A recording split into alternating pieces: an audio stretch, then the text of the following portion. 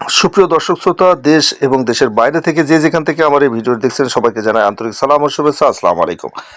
আজকের ভিডিওতে আলোচনা করতে চলেছি বিশ্বকাপ নিয়ে রিভালদোর সঙ্গে তর্কে জড়ালেন নেইমার। তো জানতে ভিডিওটি শেষ পর্যন্ত আমাদের সঙ্গে থাকবেন। ভিডিওটি ভালো লাগলে অবশ্যই একটি লাইক দিবেন। চ্যানেলটি সাবস্ক্রাইব করে না থাকলে চ্যানেলটি সাবস্ক্রাইব করে বেল আইকনটি বাজিয়ে দেওয়ার অনুরোধ করছে। ব্রাজিলের ফুটবল নক্ষত্রদের একজন তিনি। 2002 সালে দেশটির পঞ্চম ও সর্বশেষ বিশ্বকাপ জয়ে রেখেছেন বড় অবদান। সেই রিভালদোর জায়গায় নিজেকে দেখতে চেয়ে যেন বিতর্ক উস্কে দিয়েছেন নেইমার। উত্তরসূরি নেইমারের কথার প্রতিবাদ জানাতে গিয়ে সামাজিক যোগাযোগ মাধ্যমে লম্বা পোস্ট দিয়েছেন রিভালদো। সেটি নজরে পড়তেই রিভালদোকে শান্ত থাকার আহ্বান জানিয়েছেন নেইমার। প্রশ্ন উঠতে পারে, ব্রাজিলের সাবেক ও বর্তমান দুই তারকার মধ্যে হঠাৎ কি এমন হলো যে জল এত দূর গড়ালো।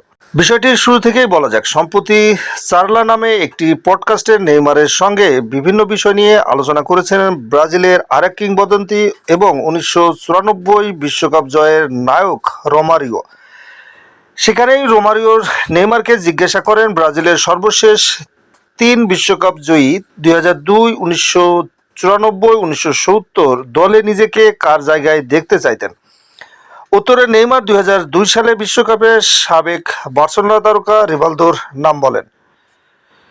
তবে বিষয়টি স্বাভাবিকভাবে নিতে পারেননি রিভালদো। নেইমারের কথার প্রতিবাদে বিরোধিতা করে 52 বছর বয়সী এই কিংবদন্তি ইনস্টাগ্রামে লিখেছেন, আমি নেইমারকে বলতে শুনেছি ক্যারিয়ারের সেরা সময়ে সে 2002 বিশ্বকাপে আমার জায়গায় খেলত। সত্যি বলতে আমি তার প্রতিভা ও দক্ষতাকে স্বীকার করি, এটাও বিশ্বাস করি সে ওই দলে থাকতে পারত, কিন্তু আমার জায়গায় খেলতে নামলে গল্পটা অন্যরকম হতে পারত।